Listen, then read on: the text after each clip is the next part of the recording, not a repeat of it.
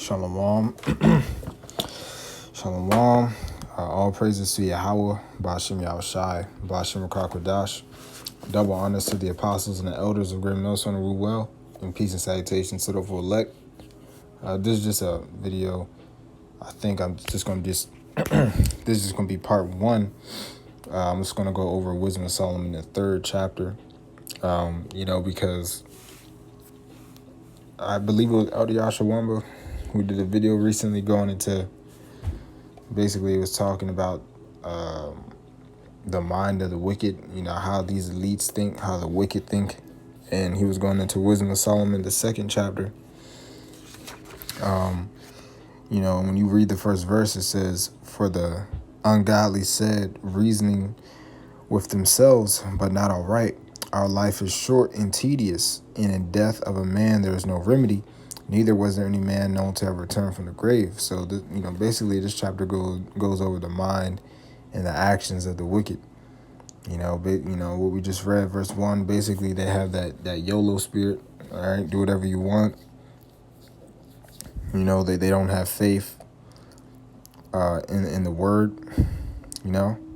It said, "And in death of man there is no remedy, neither was there any man known to have returned from the grave." And we know Yahushua came back from the dead, so to say.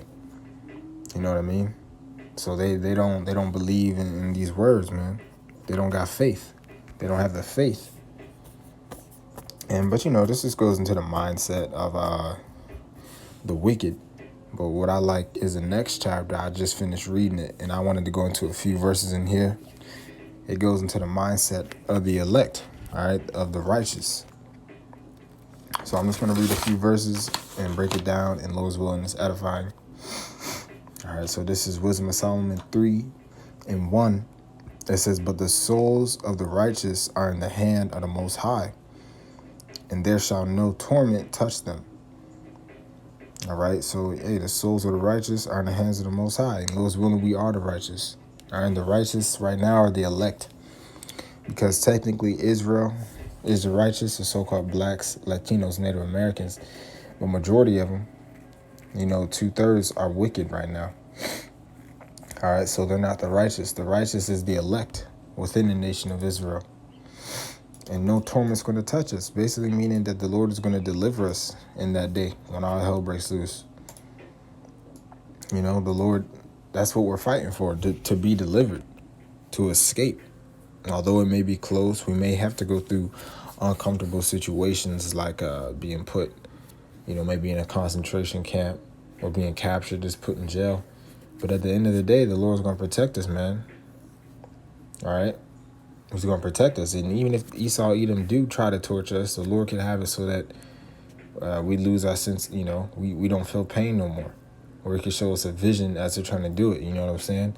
You got to be creative, because there's going to be a lot of things happening in that day. So, hey, Lord's willing, we're part of the elect. And no torment's going to touch us. All right, verse 2, it says, "In the sight of the unwise they seem to die, and the departure is taken for misery. And they're going from us to be bitter destruction, but they are in peace." Yeah, so to the unwise, to the world, all right, they see us out in the streets, and you have family that may have seen you before you came into the truth and after, and they look at you and they're like, they think that you're changed, that you're different, that you're depressed, that you hate your life, because they may only see you out in the street, some days when we may be yelling a little bit, when we're mad, are talking about the downfall of this place. And the world looks at us like that we're just mad people, that we're in misery, But like it said in verse 3, we're actually at peace, man. All right, we understand what's going on, and we understand the times that we're living in, and we're just doing the duty given to us, man. All right, these people in the world, they may see our countenance change once you come into the truth. You may not go out and party no more.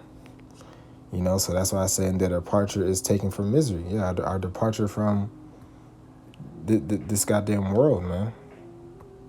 Because to the world, we are dead, man. We're dead to the world now. We're not no longer partaking in this foolishness that everybody in the world partakes in every day. So we're dead to the world. All right. It says, verse 4, for though they be punished in the sight of men, yet is their hope full of immortality. Yeah, so at the end of the day, we're going to receive backlash from the world, so to say. We're going to be persecuted. Hey, some of us, the martyrs for this truth, some of us may even be put to death. But yet our hope is immortality, because we know that even if this flesh does die, eventually we're going to be given new flesh when we're going to be immortals in the kingdom, man. All right, that's what we're seeking. That's what we hope for, to make it into the kingdom on the first go around, man, and be the immortals, man, that didn't have to go through the horrible death that's about to come to a majority of people in the world. So hey, man, we may be punished, we may be killed, but hey, man, that's our step to immortality. All right, verse 5, and having been a little chastised, they shall be greatly rewarded. For the Most High proved them and found them worthy for himself. Oops. So let me get this scripture. All right, I'm just going to read it. I'm just going to read it on my computer. All right, but let me reread this again. All right, verse 5, and having been a little chastised, they shall be greatly rewarded. For the Most High proved them and found them worthy of himself. So chastise basically meaning what? I'm going to read the definition on my computer, because I got my computer up just to save time. But the definition, it says a rebuke of misfortune having a restraining or moderate effect on. All right, but it's the first part of another definition says, especially of God, discipline, punish.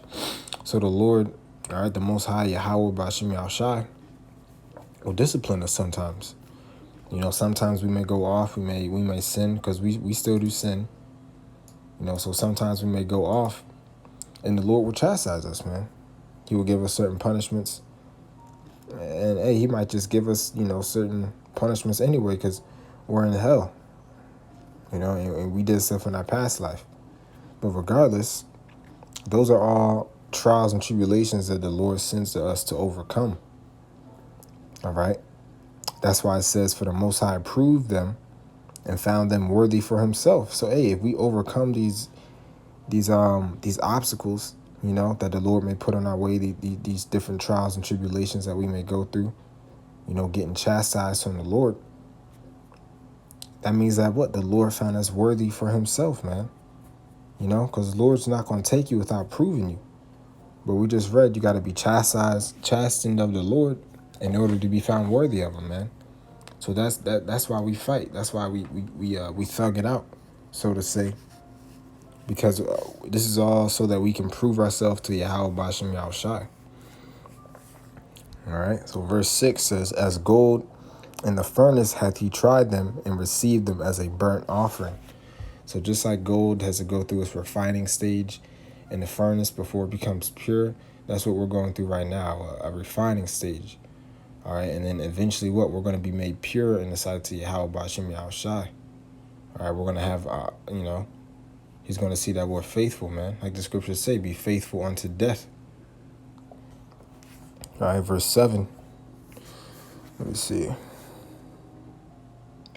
It says, and in the time of their visitation, and remember, this is going over how the elect's going to act in their mindset, what they're going to be doing.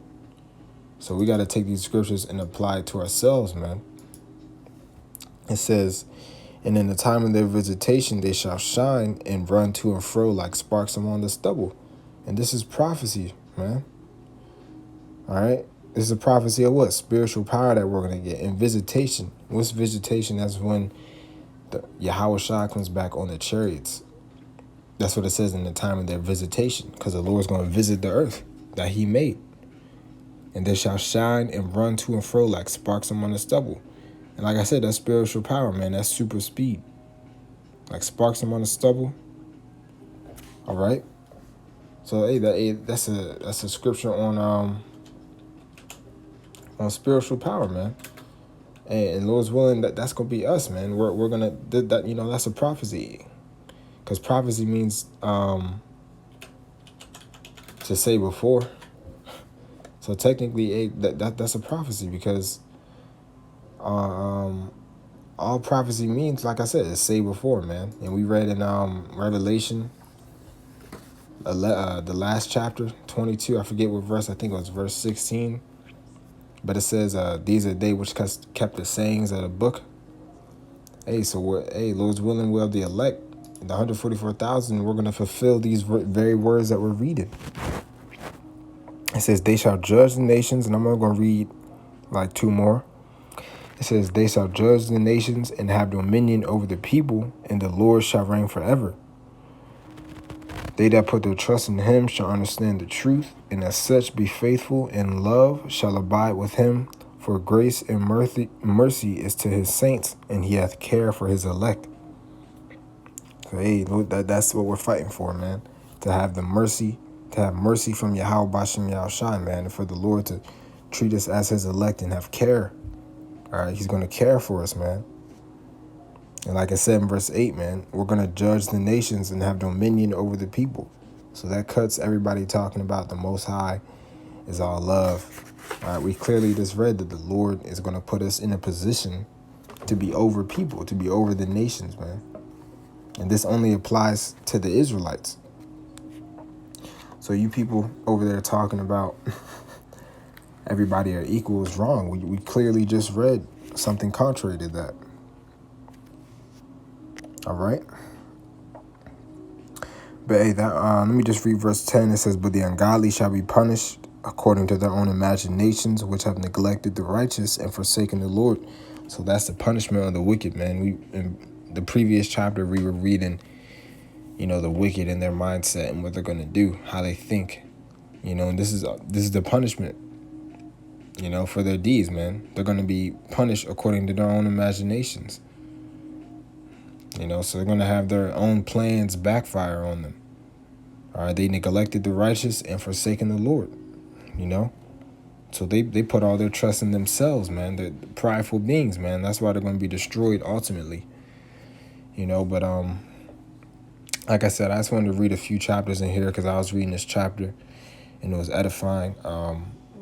Lord's willing, I'm probably going to do a part 2 and put the second part, going over the next part of the chapter. But I just don't want to make this video long.